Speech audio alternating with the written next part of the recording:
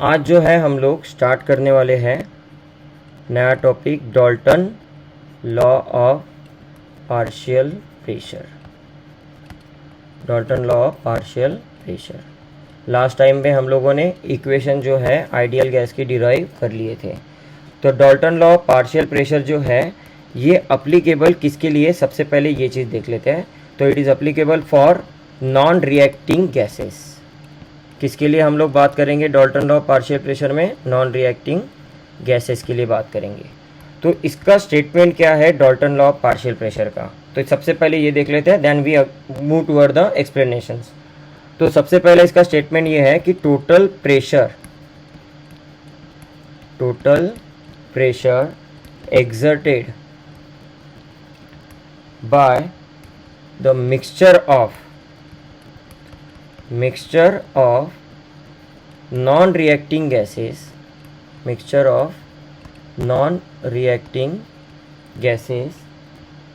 is equal to the sum of partial pressure of individual gases, equal to the sum of the partial pressure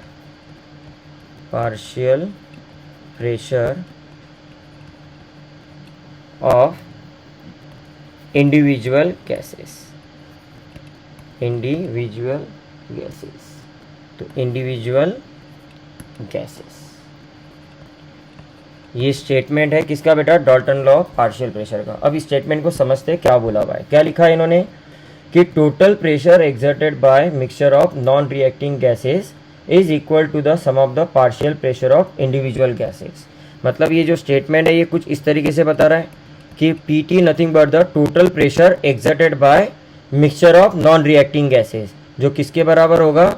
some of the partial pressure of individual gases. तो ये P A, P B, P C, ये चलता जाएगा कहाँ तक के? Up to the P N तक के। This are the N term तक के, मतलब क्या है? इतने नंबर ऑफ गैसेस जो है नॉन रिएक्टिंग गैसेस हमारी कंटेनर के अंदर क्या है? मिक्स करके रखे हुई है। और इन पूरे गैस का जो वैल्यू है वो हमारा क्या माना जा रहा है? Total pressure. तो टोटल प्रेशर बराबर क्या होगा? Individual partial pressure of each gases which are present in a container. ठीक है, तो इस स्टेटमेंट को कैसे देखते हैं यहाँ पे ध्यान दो अभी। और इससे हम लोग एक फॉर्मूला भी डिराइव करने वाले हैं कि ये कंटेनर है, इस कंटेनर के अंदर मान के चलो मैंने ए, बी और सी जो है वो गैस रखी हुई है। ठीक है, अब ये तीनों जो गैस है, इन तीनों गैस का नेचर आपस में टोटली कैसा है? नॉन रिएक्टिंग है। कैसा रखा हुआ है? नॉन रिएक्टिंग है, मतलब ये आपस में रिएक्ट नहीं करेंगे। तो इन गैस का होगा क्या? तो इस कंटेनर के अंदर सिर्फ क्या होगा? मिक्सचर होगा, बराबर है। तो ये तीनों गैस आपस में क्या होगी? यहाँ पे मिक्स की जाएगी इस कंटेनर के अंदर। और यहाँ पे हम जो कंडीशन डाल रहे हैं वो कंडीशन कौन सी डाल रहे हैं यहाँ पे? At a constant volume and temperature. तो मतलब मैंने कंटेनर का जो वॉल्यूम है वो फिक्स रखा हुआ है और टेम्परेचर को यहाँ पे क्या रखा हुआ है? कांस्टेंट रखा हुआ है। तो इन कंडीशन के हिसाब से यहाँ पे क्या रखा हुआ है? तीन नॉन रिएक्टिंग गैसेस रखी हुई है। और ये जो तीनों नॉन रिएक्टिंग गैसेस है ये क्या कर रही है? इंडिविजुअल प्रेशर एक्सर्ट कर रही है कंटेनर के ऊपर। तो इंडिविजुअल प्रेशर अगर एक्सर्ट कर रही है तो इसका मतलब क्या होगा कि इसके अंदर रखी हुई जो तीन गैस है इनका ओवरऑल जो प्रेशर होगा वो इस कंटेनर का प्रेशर होगा, और जिसको हम लोग क्या मानेंगे यहाँ पे? पी टोटल मानेंगे। क्या माना जाएगा यहाँ पे? P total. तो इसके रिस्पेक्टिव में हम लोग क्या करेंगे? अभी एक इक्वेशन डिराइव करेंगे Dalton law of partial pressure का। ठीक है, तो यहाँ पे सबसे पहले ये समझ लेते हैं कि जो नॉन रिएक्टिंग गैसेस है ना आपकी, ये नथिंग बट द कौन है? आपका आइडियल गैस है। कौन है ये? आइडियल गैस है। और इसी नॉन रिएक्टिंग गैस को हम दूसरी लैंग्वेज में क्या बोलते हैं? Ideal gas. और ये सारी condition Dalton law of partial pressure की कहाँ पे चल रही है? At a constant volume and temperature, बराबर है। तो इसके मुताबिक आप देखो यहाँ पे कि अभी हम लोग क्या करेंगे? आइडियल गैस का इक्वेशन यूज़ करेंगे। तो आइडियल गैस का जो इक्वेशन होगा वो हमारे लिए क्या होगा?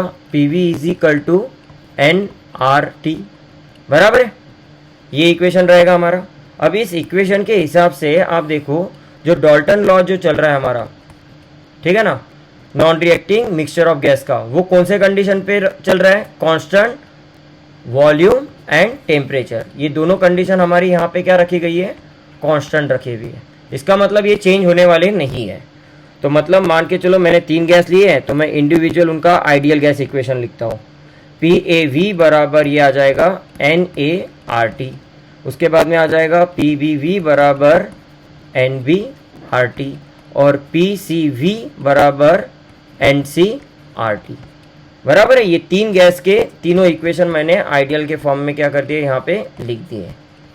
अब मैं क्या करूँगा, इन तीनों इक्वेशन को क्या कर दे रहा हूँ, ऐड कर दे रहा हूँ। एडिंग अबव इक्वेशन, तो इक्वेशन को ऊपर के तीनों इक्वेशन को हम यहाँ पे ऐड कर देते हैं। तो PA plus PB plus PC बराबर ये आ गया आपका V, और ये आ जाएगा आपका NA plus NB plus NC bracket में, और ये बाहर कौन होगा, RT।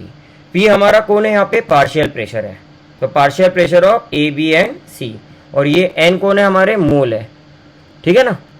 तो mole of A, mole of B and mole of C, तो उसके रिस्पेक्टिव में, उन गैस के रिस्पेक्टिव में उनके क्या रहेंगे यहाँ पे, मोल। तो ये इक्वेशन को हम लोग कन्वर्ट कर देंगे P टोटल V, और इस वाले इक्वेशन को कन्वर्ट कर देंगे N टोटल RT। तो ये इक्वेशन आपके सामने क्या हो गया, बन के तैयार हो गया। This is a 4th equation, बराबर है। अब हम लोग क्या करेंगे, कंपेयर करेंगे इक्वेशन 1 को बाय इक्वेशन 4, ठीक है ना। इक्वेशन 1 को इक्वेशन 4 के साथ में क्या करेंगे, कंपेयर करेंगे। 1 ही नहीं, 2 भी है, 3 भी है, तीनों इक्वेशन को हम क्या करेंगे, कंपेयर करेंगे। तो मैंने फिलहाल अभी कौन सा लिया हुआ, इक्वेशन 1 को इक्वेशन 4 से मैं कंपेयर कर रहा हूँ। तो यहाँ पे इक्वेशन 1 हमारा क्या है, PAV बराबर NaRT, और यहाँ पे हमारा P टोटल V बराबर N टोटल RT। तो ये इक्वेशन हमारा 1 है और ये इक्वेशन हमारा 4 है।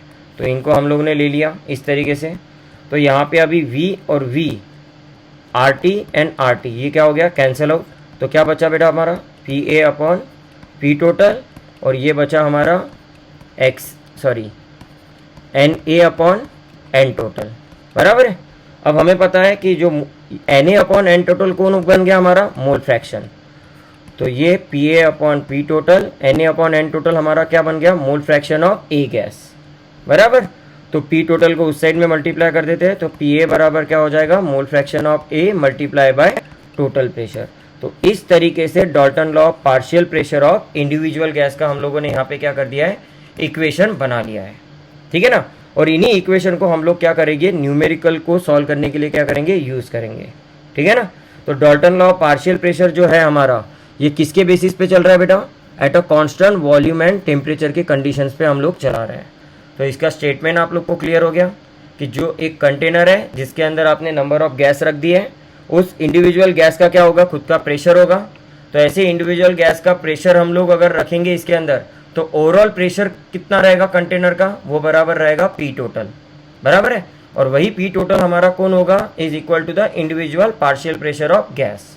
इस इक्वेशन को इस तरीके से हम लोगों ने क्या किया, सिंप्लीफाई करके सॉल्व किया है, और फाइनली हमारा एक इक्वेशन जो है ये बन के क्या हो गया, तैयार हो गया, ठीक है। तो जैसे PA के लिए आ गया, वैसे आप लोग PB के लिए ले लो, वैसे ही आप लोग PC के लिए ले लो। तो ये आ गया आपका XB, और ये आ गया आपका XC, P टोटल, और ये आ गया आपका P टोटल। तो ये इक्वेशन बन गया सेकंड, ये इक्वेशन बन गया थर्ड, ठीक है।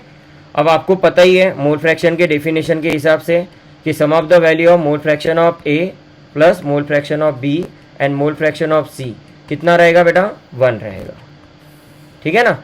इससे 1 से ऊपर वो जाएगा नहीं as per the mole fraction of gas के हिसाब से, ये रूल है इसका मोल फ्रैक्शन का, ठीक है ना। तो इनकी ओवरऑल वैल्यू कितनी मानी जाएगी, यहाँ पे 1 मानी जाएगी।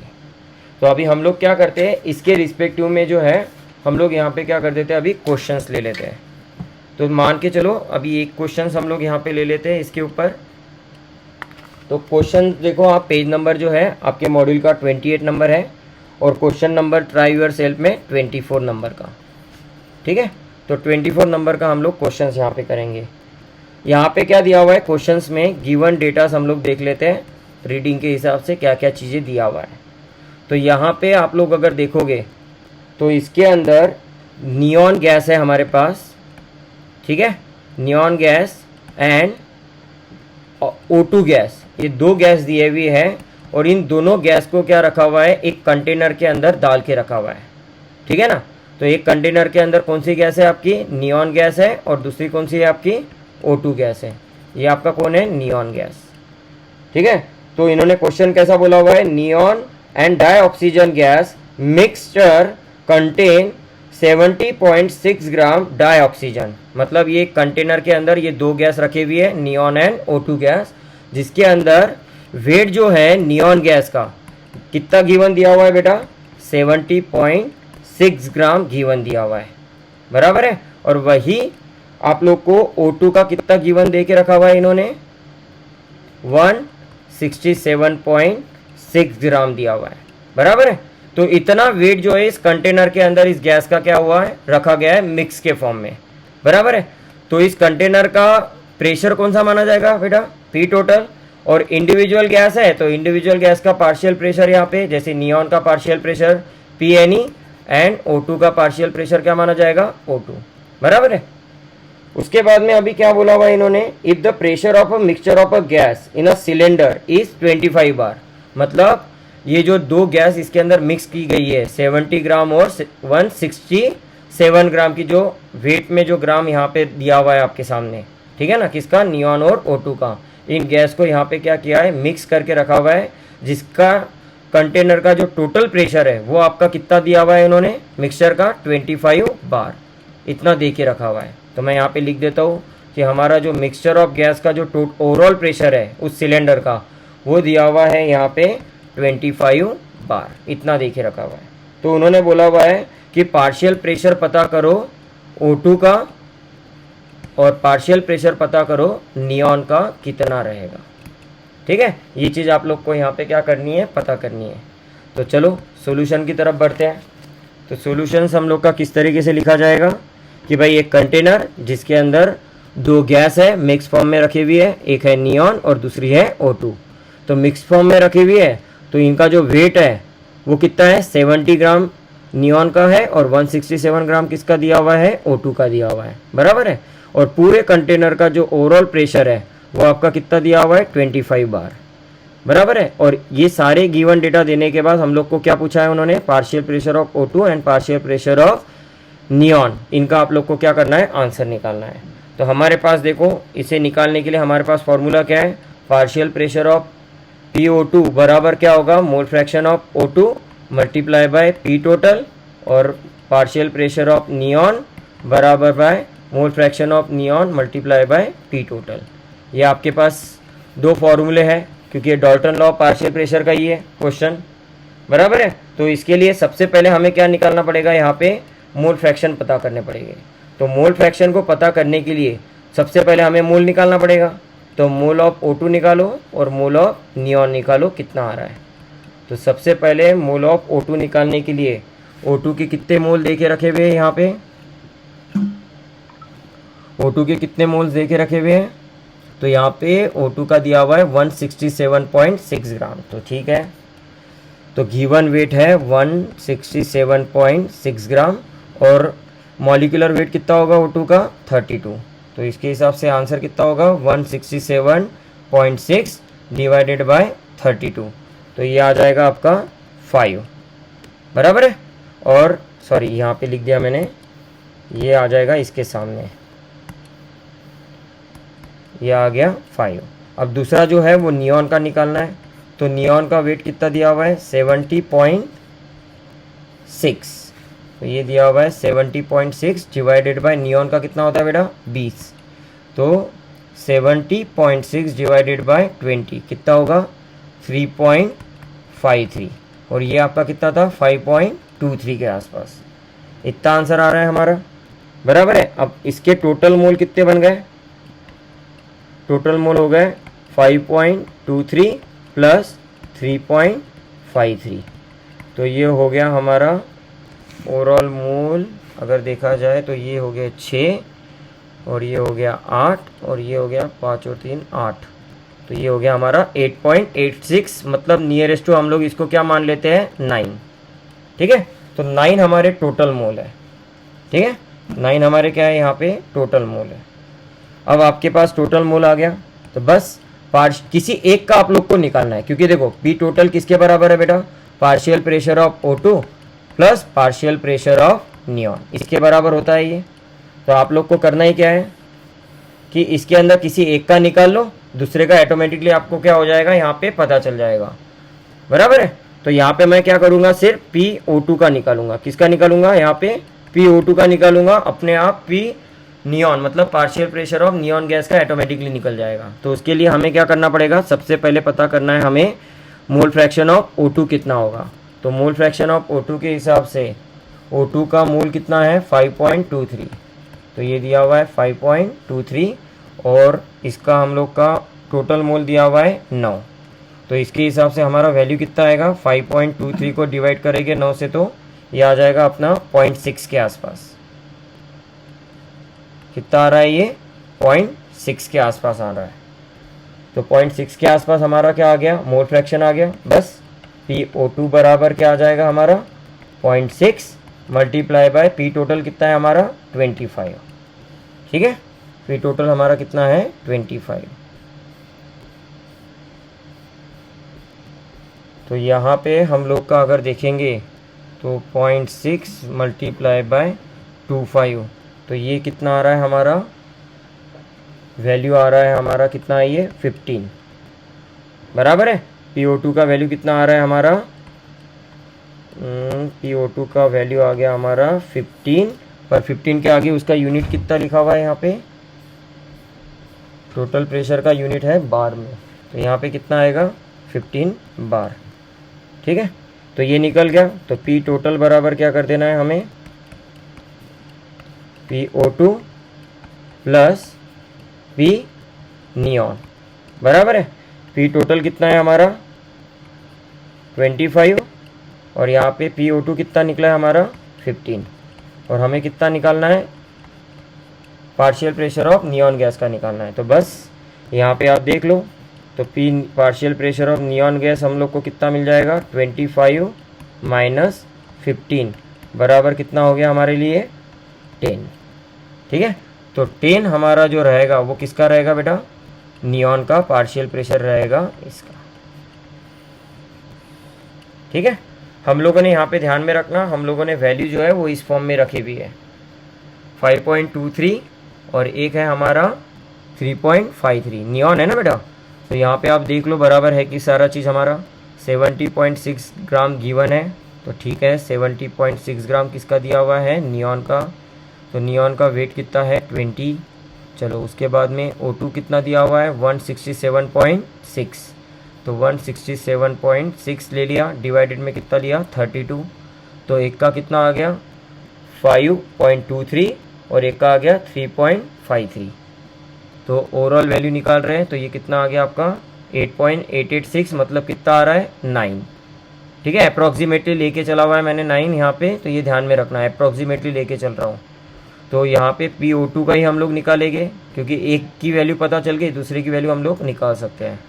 तो मोल फ्रैक्शन O2 का हम लोग ने क्या किया 5.23 को डिवाइड किया, यहाँ पे 5.23 है O2 बराबर डिवाइडेड बाय 9 कितना आ गया 0.6, तो 0.6 यहाँ पे आंसर आ गया।